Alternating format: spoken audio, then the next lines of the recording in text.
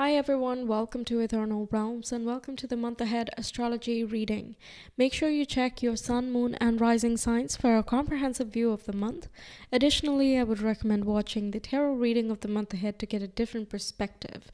While you will know the astrology in advance through this session, I will also send you a reminder when the astrological events are near. All you have to do is subscribe, hit the bell, and you will be notified as the events occur through my community page. I occasionally post behind the scenes, meditation guidance, quizzes, and polls, which you can check out for yourself. And it goes without saying that you will be notified when new videos are out, such as other zodiac readings and pick a card tarot readings as well. If you prefer to cut down the guesswork about your month ahead, you can always connect with me via Etsy to get a personalized week-by-week month ahead tarot reading paired with the general astrology. Enough about me, let's talk about you. So let's talk about the general overview of October. There's quite a lot of aspects going on this month, so let's break it down into what's the most important and then drill down into each of these aspects. So first thing to note is that we have a Libra solar eclipse, which is a time of the new moon at 21 degrees of Libra occurring on the 14th of the month. I've already made a separate video for the eclipses. There are fateful events. There are some major changes that can happen in the Libran part of your charts, and this is a time of major release in order to rebalance or find a level of fairness, justice, and equality within that Libra area of your chart. And next we have another eclipse, but this is a lunar eclipse. It's a time of a full moon and is occurring in Taurus at 5 degrees. This is occurring on the 28th of the month. So this month is full of eclipse energies. Both the new moon and the full moon events are eclipses, so it seems like a major turnaround. There can be certain curveballs, resolutions, and again letting go of certain things in order to find a rebalancing or evaluation, re-evaluation, revisiting of certain beliefs and conditioning and so on, which can help us down the line. This also I cover in my eclipse specific reading. I will just mention how this affects in your house, but there are a lot more details going into this that I talk about in that separate video. I would recommend you check it out for that. All right, now let's talk about the seasons. We have Libra season, and then later on the sun moves into Scorpio, and that brings us to Scorpio season. And Libra season is all about that, again, harmony. It's kind of that transition point, the midpoint, and like the equinoxes happened and we are now moving into the days becoming a little bit shorter, or you're trying to cultivate more peace, harmony, and communication with relationships and so on that come with that season. And with Scorpio season, we talk about purging, releasing, detoxifying ourselves, and also transforming ourselves for the better. Now, when the sun moves into Scorpio, which is on the 23rd of the month, we also have Mars already in Scorpio, and Mars moves into Scorpio on the 12th. So it's going to be quite an interesting one. It's deeper, darker, more mysterious. It has more of that research mindset, and it does not like to rest before finding the true answer. These are the basic themes that are going on. Meanwhile, the Libra season, we will have Mercury and Mars over there till half the month at least, and that itself is going to have this oomph of the activism and detoxing in order to compromise or to sacrifice certain things that are just like that they're not beneficial to growth or harmony anymore. It is more communicative because Mercury is present as well, and it wants to strive even harder than general to strike this sense of balance. Next thing to note is that we have 7 oppositions and 7 trines. And oppositions are all about me and you. They take into account feedbacks, decisions, and balancing. And all of the elements are being involved, so everyone is going to feel this to some level or the other. Then the 7 trines that we have, they are easy to take for granted. That's kind of the trine energy because they bring about automatic blessings and resolutions of things. And this month we generally are looking at water and earth trines. There is one fire trine, but it's mostly the feminine energies that we're talking about. So there is more receptivity that is going to be blessed, or it can be emotional and physical, material topics that are going to be blessed around this time. Now, trines also bring about harmony within anything that is ongoing as a struggle. Okay, now we have some planets changing signs and direction as well. We have Mercury moving into Libra on the 5th. We have Venus moving into Virgo on the 9th. We have Pluto going from retrograde to direct motion in the sign of Capricorn on the 11th. And this is an important date because this is a time that you can experience certain turnarounds and breakthroughs and transformations. So if you've been struggling with a specific fear or an insecurity or a sense of powerlessness, this can be a time where you recognize, oh wait, this is where I hold my power, or this is how I can call back my power, money, or I can transform myself to feel more like myself. And we have Mercury, who later moves into Scorpio on the 22nd. Now let's talk about the North Node. It has been quite activated throughout this month through trines, oppositions, and conjunctions. And the North Node represents where fate is intervening. And of course, we do have the eclipses, which engages that North Node. It's an orb of that. So we can expect some fateful interventions occurring throughout the month, sprinkled here and there. Different parts of the month will activate different zodiacs. We'll get into that in the zodiac specific part, but we can definitely expect some turnarounds. There can be purposeful developments as well, and there can be a desire to work towards purpose, almost exclusively towards purpose, at least in certain pockets of this month.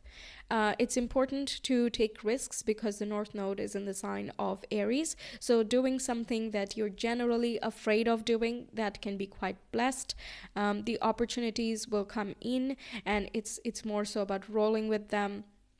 For example, someone might need to learn to say no. Meanwhile, certain people may need to learn to say yes, and that's going to be subjective as to what the opportunity is. It'll be based on your personal experience. But yes, there will be this factor of it's scary for me to say yes to certain things, or it's scary for me to say no to certain things. So it's important to go forward with that area because you know that it is going to bring greater balance into your life. And you can know that because the North Node promises this greater fulfillment if we can push past that initial hurdle or that initial fear. Okay, so let's get into the specifics now. So Aries, let's talk about your month of October in a sequential manner.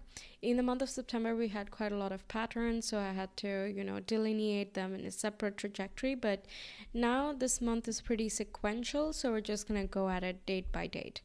So on the 2nd, we have an opposition between Mercury and Neptune. Mercury is in your 6th house of Virgo, and Neptune is retrograde in your 12th house of Pisces. So this is going to be a little bit of a chaotic day, or like an unclear, foggy, confusing, some illusions type of thinking, fears, or like unknown, mysterious reasons why certain things are not working, especially with technology, or there can be certain miscommunications as well. Some absent-mindedness, grogginess, and things like that can be a thing here. And if you are someone who channels your intuition or your creative spirit into your everyday life, this can be a time where you might feel a little bit doubtful of your intuition. Like, is it me, or am I just thinking too much of it? Things like that can be the case at this time. Now, Neptune retrograde is a little bit disillusioning, right? So yes, on the plus side, the fake stories and the fantasies that we've been telling ourselves, that comes to light, and we're like, okay, well, that's not realistic. Let's move towards something realistic. But on the flip side, it's harder to be optimistic when Neptune is retrograde, because we're seeing reality a little bit too clearly, right? So having faith and just letting loose and just being and all of that, it can be a little bit difficult. So there will be a tendency to move towards the overly practical or analytical, critical side of things. If it's not you, then you might notice that people around you, such as your colleagues, peers, or employees, if you have any, are being overly critical or overthinking their stance on things. So, it's just nice to remember that it's just about this day, and maybe, one day before that this energy will happen. Let it pass, let it go. Don't try to hold on to the feelings or the sensations that you get over here. Take note of your reactions, yes, but the energy will pass. It's not something too long term, so we don't have to worry about it. And be loving towards yourself and others as well. That can help with coping with this energy. On the 3rd, we have some fateful intervention going on because we have the North Node being involved. But first, let's talk about Mercury. Mercury in the sign of Virgo, in that 6th house of yours, is trining with Pluto, who's retrograde in your 10th house of Capricorn. So trines are about blessings and resolutions, as well as harmony that comes about.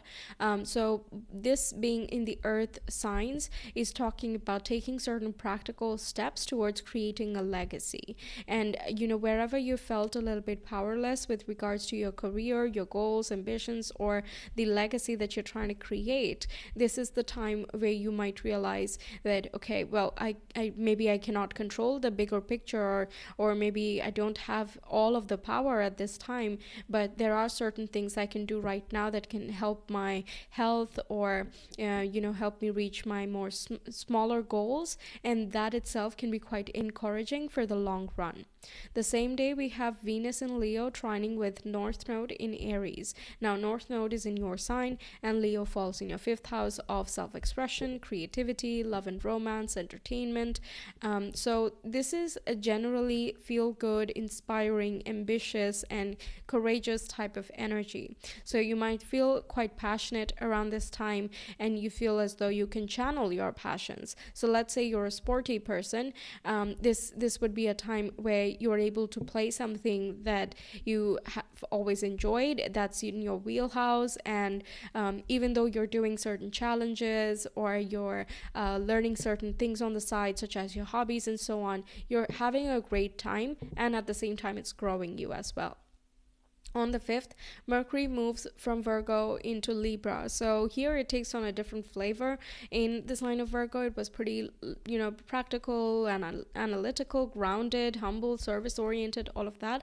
But now Mercury moves into your 7th house of Libra, which is more communicative. It's more thought-provoking. It likes to have a back and forth, discussions, debates, and discuss ideas, and, try to make some contracts or deals, negotiations. These types of energies are more loud.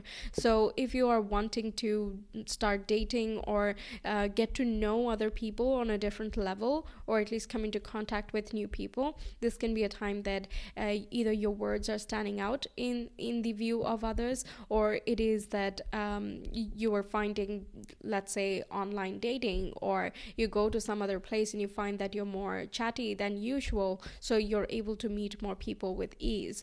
Now, within existing partnerships, business or otherwise, this talks about your partner going through this busy phase. They might be having a lot of thoughts about themselves, about how they relate to their own reality, their attitudes towards life.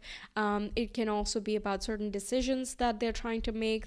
Could be going back and forth, or the discussions of the pros and cons of a certain situation can be also a factor that you are noticing at this time. The same day, we have an opposition between Mars in Libra with the North Node in your sign. So Mars is in the opposite sign, right? So well, I've talked about Mars and Libra already in the August reading. That's when Mars moved into the zodiac. And yes, it's not really its favorite place to be. It's quite the opposite of where it actually wants to be, which is in your sign.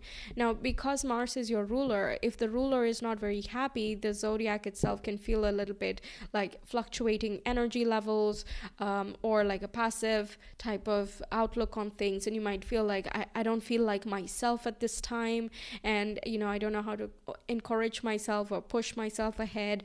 I find myself depending on other people, and that can be discouraging or annoying at times.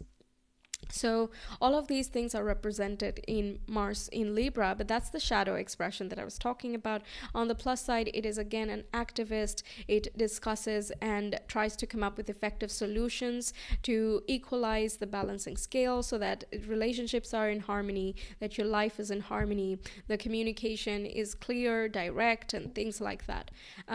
And because it is right opposite the North Node, which is the growing point or the purpose and fulfillment, which is in your sign, it can be about how certain endeavors that are going on with regards to other people may need to be balanced by taking into account that, there are certain things that you yourself are individually growing. So you can't be constantly helping other people because you don't have the time for that. You need to work on your own resources, your own growth, and all of that. But at the same time, we can't be constantly only looking at, our own growth and not applying that to the outside world, because then our own learning and development is incomplete, right? So with oppositions, we want to try to find that balance and moderation on both sides of the equation.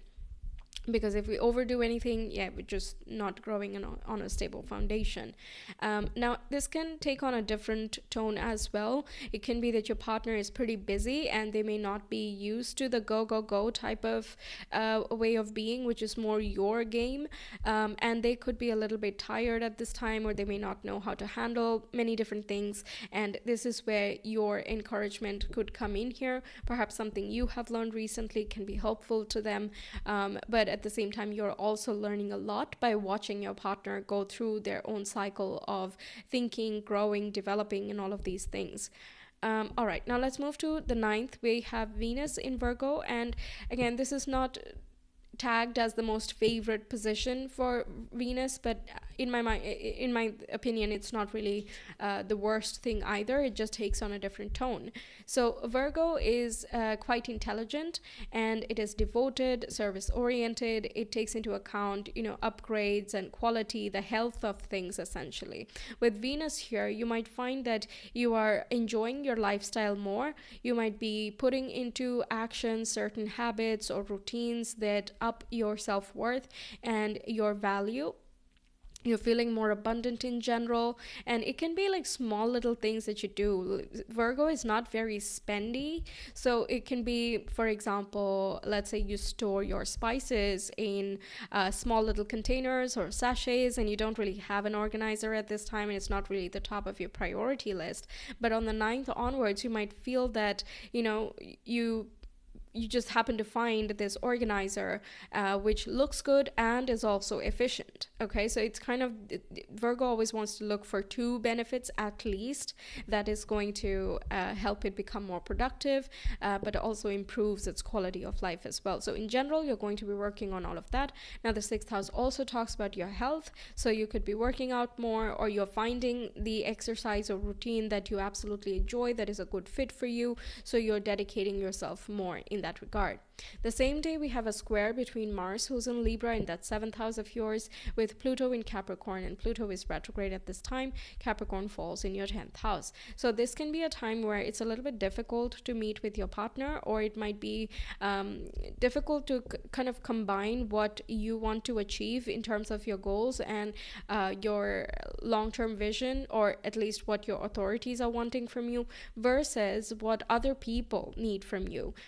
Or let's say you have certain, financial goals you need to get to, or you're trying to get that promotion, but you might have to deal with certain clients first, or you have to go someplace and talk to someone else. And this can feel like an impediment. Okay, like you're always trying to do something else, but then something else gets in the way, and things of that nature can be an issue with this particular square, or at least it feels that way.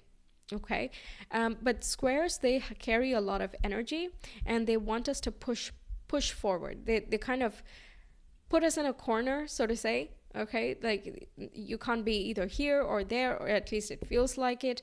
And that's because we need to do some creative problem solving, or we just need to learn how to expend our energy most efficiently. So the way that we can resolve this square would be to focus on both sides with equal intensity. Unlike with oppositions, which is moderating both sides and not doing too much on either side of the equation, in this particular case, we're looking at both sides and devoting our time and effort into both areas in order to bring ourselves that satisfaction and create forward movement in whichever area you're more focused on.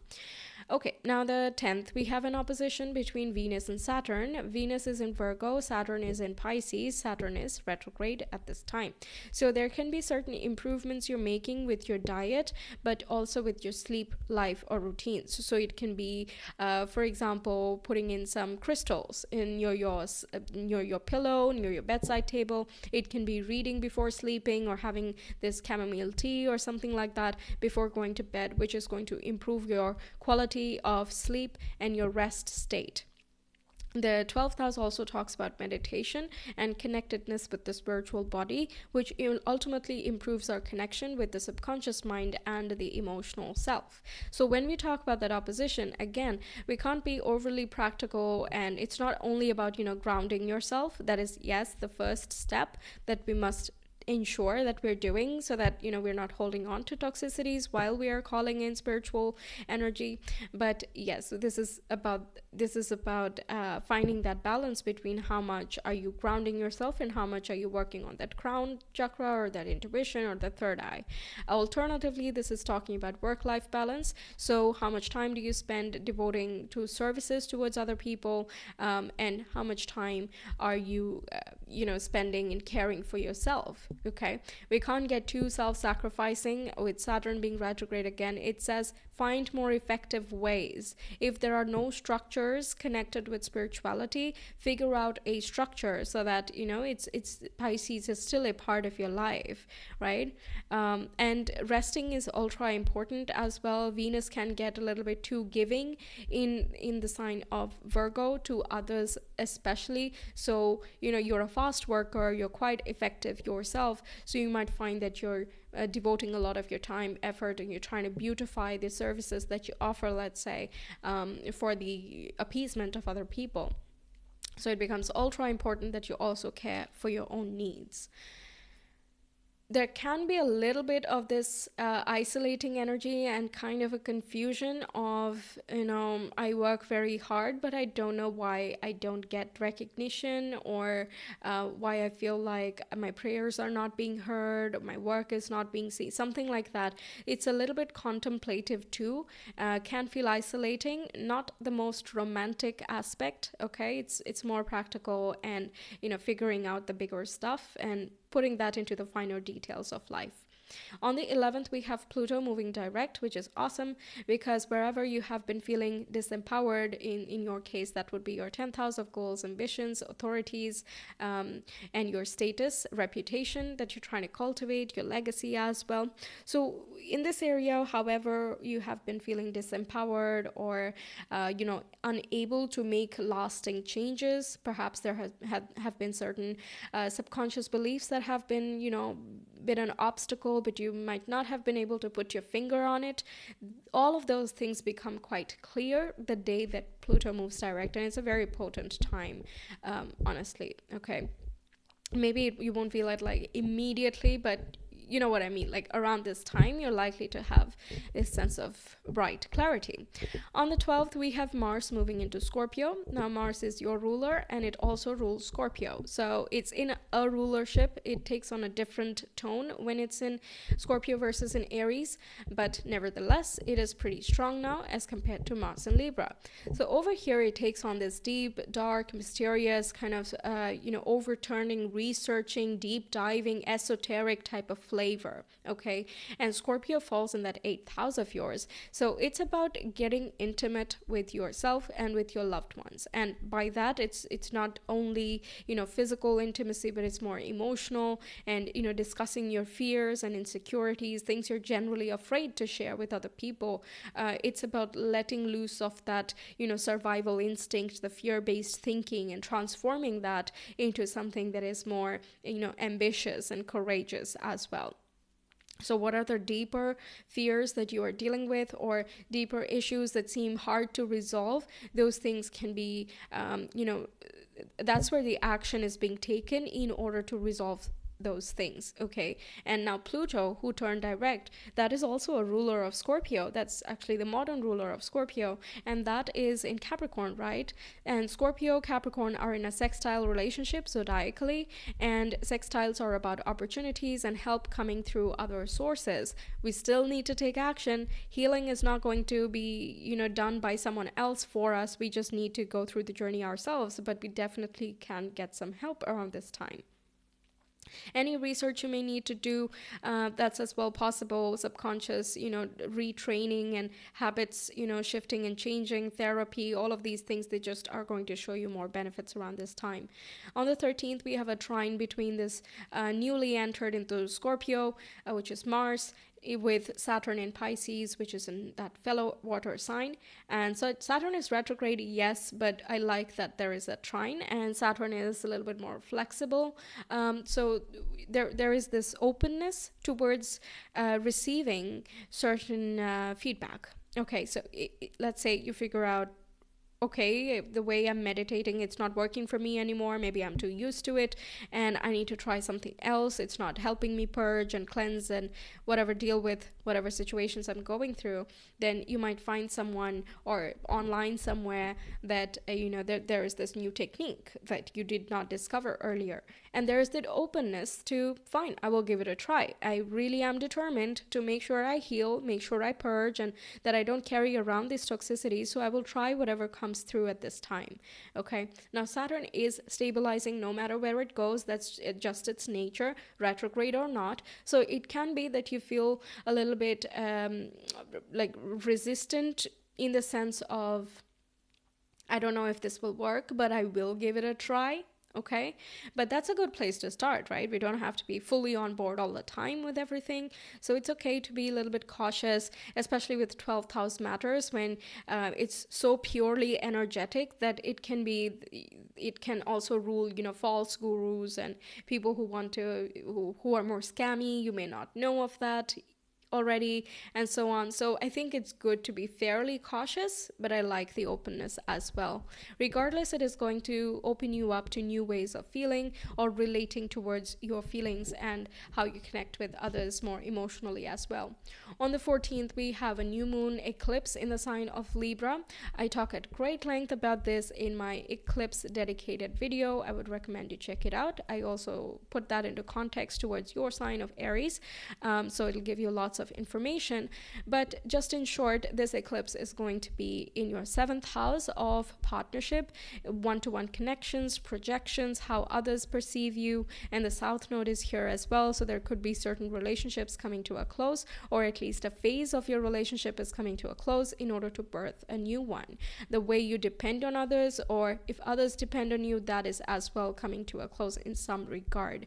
So pretty transformative time, and this is probably also going to make you more self-reliant, or make you feel more independent, or at least push you towards actually push you beyond whatever you are afraid of at this time.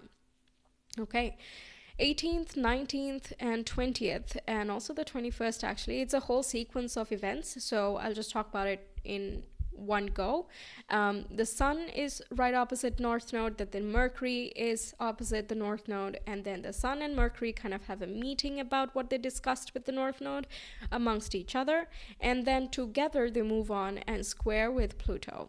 Okay, now north node is in your sign, sun and Mercury are in the opposite sign, and Pluto is in the 10th house. So you, other people, and your career, occupation, or your goals, they are all part of this story. Okay, so everything is being created and orchestrated somehow for your personal growth and development.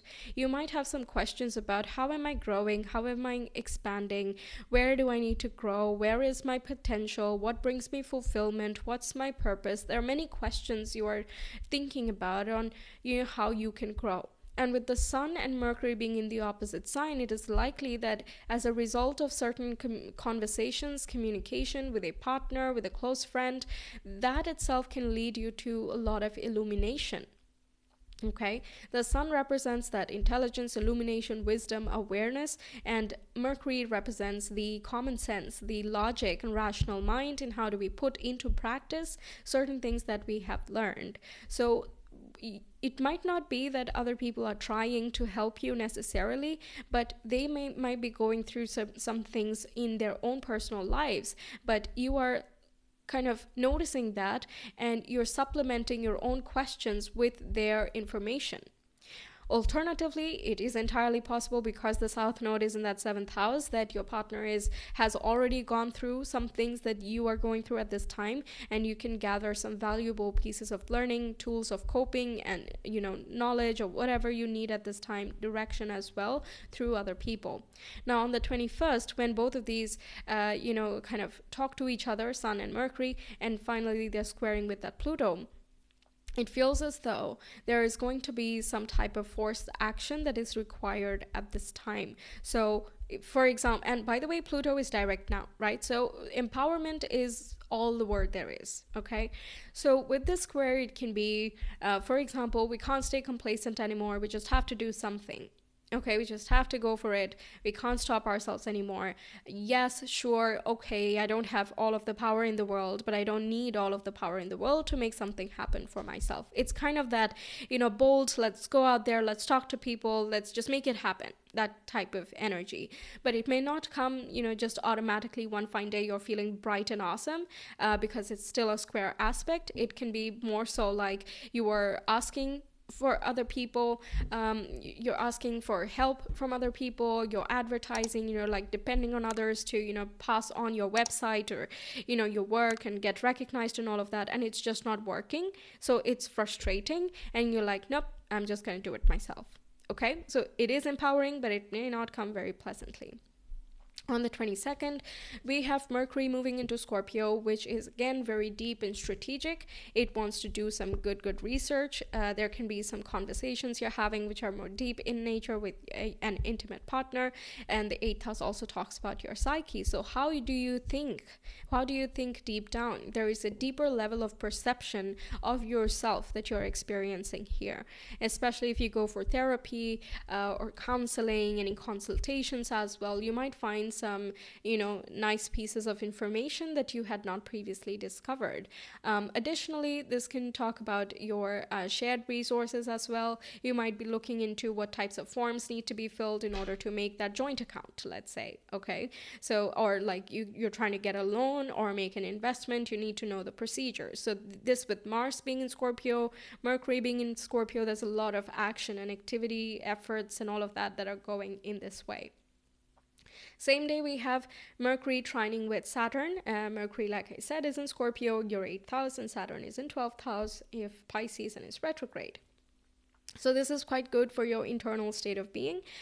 You are, again, discovering many things, and there is a serious tone to it because Saturn is involved, but it's more so about like a deep sense of fulfillment or a deep recognition and acceptance of yourself, proper cleansing, proper releasing of certain held up, pent up emotions as well.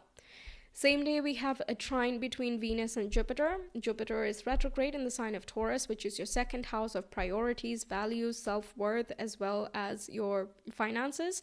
Now Venus is in 6th house with your work, routines, lifestyle, all of that we talked about.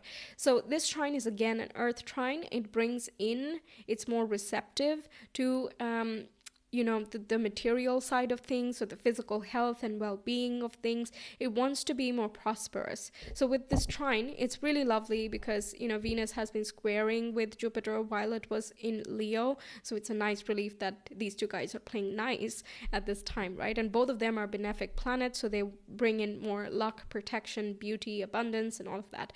So because Jupiter is retrograde, it can be that some previous experience you have can be leading you towards more finances. Certain expertise you have, you might be given a chance to present it in a different way. Perhaps you're beautifying old content or old streams of income. Perhaps you might have left some things behind and it's time to pick those back up, because you see that there is a revival or for some other reason.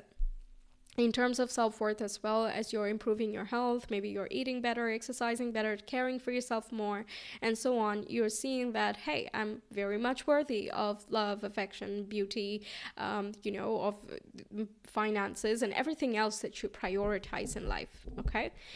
Quite encouraging day, all in all. On the 23rd, the zodiac season shifts. We have the sun moving from Libra season into Scorpio. So it is Scorpio season. And this then again takes on that deep role, right? So the more of the focus is now moving into that 8th house. Previously, yes, there were many efforts and mental strength that's going into that 8th house of yours. But now with the sun moving there, we are also focusing more on, okay, I need to look at it a little bit deeper. I can't be distracted. I can't be, halfway focused on the relationships and all of that. And then other half of me is focusing on, this intimacy or the shared resources or whatever. So there is more of this of transforming and discovering and finding the solutions, because wherever the sun goes, illumination goes. Okay, so things with Scorpio, things are underground. They are the deepest parts of the ocean where light does not go. So with the sun moving there, that itself can be a surprising experience, because you don't even know what world is in there most of the time. So it's a powerful time for releasing certain habits and toxicities from your life. If you do annual cleanses, for you it would be this this October-November period that is best for your zodiac, because it can really show you what needs to be taken out. Okay, and on the flip side, it can also be about adopting different sides of you. So the 8th house also rules your latent talents. You didn't even know you were skilled at that. You just practiced it. Let's say you have observational skills, okay? Aries is not generally associated with observation, but it is definitely a part of you. So you see that ability of yours is pretty loud and clear, and that is becoming a strength of yours, at least 23rd onwards. Okay, next day we have a trine between the sun, who's again recently moved into Scorpio, with Saturn in Pisces, and Saturn is retrograde. So once again, that focus of how do we combine the new discoveries of, okay, this is what holds me back, this is my talent, and this is how I can connect more deeply with people and all of that. What does that mean for me for the bigger picture? As in, you might be looking at certain ancestral patterns, past lives. It takes on quite a little bit of that spiritual role. You are also looking at, if you're constantly, let's say, work, why do you not rest? Why do you not pause, right? These topics can be coming up here, and there can be certain fears underneath those things, that if I don't work, then maybe I don't get this, and things like that, right? So that can, just the discovery, the awareness of these things can be quite beneficial in letting go of certain attachments. On the 28th, we have another eclipse. It's a full moon lunar eclipse in the sign of Taurus. I talk about that as well in the eclipse dedicated video. I will link that in the description so you can check it out. But yes, this is falling in your 2nd house of finances. This is not a new eclipse. It's something you've been experiencing for the past 1.5 years. So it's just the last eclipse we're going to get in the sign of Taurus for quite a long time, actually. And yeah, this can again be the last chapter of what else do you need to know with regards to your self-worth, priorities, or finances. And at the same day, we have an opposition between Mars in Scorpio, and that is right opposite Jupiter in Taurus, and Jupiter is retrograde. So this can be talking about overdoing things, but not knowing that you're overdoing things. It's like if you're planning or scheduling things for the first time ever, you don't know know that you're overscheduling. You don't know that those tasks are going to take as long as they will. But in hindsight, you will know that, okay, well, that was too much. I'm not going to write as many tasks for myself. Otherwise, I might feel overwhelmed. It's sort of make mistakes and you learn, live and learn type of aspect here. On the 29th, we have an opposition between Mercury and Jupiter. Again, Jupiter is retrograde at this time. Mercury is in Scorpio, so that second house, eighth house topics are coming up. So how do you balance your priorities with regards to your personal visions for the long run and what needs to happen right now with regards to your shared assets or the duties that you have towards others? And the same day, we have a conjunction between Mercury and Mars in the sign of Scorpio. This can be especially revelatory, okay, especially. And this is, I feel, going to be a little bit more specific and subjective to each and every person, but whatever you discover here can be quite inspiring moving forward. On the 31st, we have a trine between Venus in Virgo with Uranus in Taurus. Uranus is retrograde at this time, also in that second house of finance, priorities, values, and Venus, who's the ruler actually of this house of Taurus, is sitting in a trine aspect, which is a harmonious aspect. So it indicates there can be some breakthroughs and blessings coming in, and also certain changes you might have encountered in, let's say, July and August. They are starting to make more sense, so you're incorporating different facets of those changes and you're transforming them to your advantage. Overall, this is improving your health and prosperity. Okay. So that's what I have for you. Thank you for being here. I really hope you enjoyed and that the messages help you out throughout the month. Stay tuned for the tarot reading. I will be uploading them soon. Make sure you subscribe and hit the bell so you're notified whenever that's up. And if you enjoyed the reading, please do like and comment your thoughts if you have any. It will be really lovely to hear back from you and it really helps the channel grow as well. I will see you some other time. Until then, take care. Bye.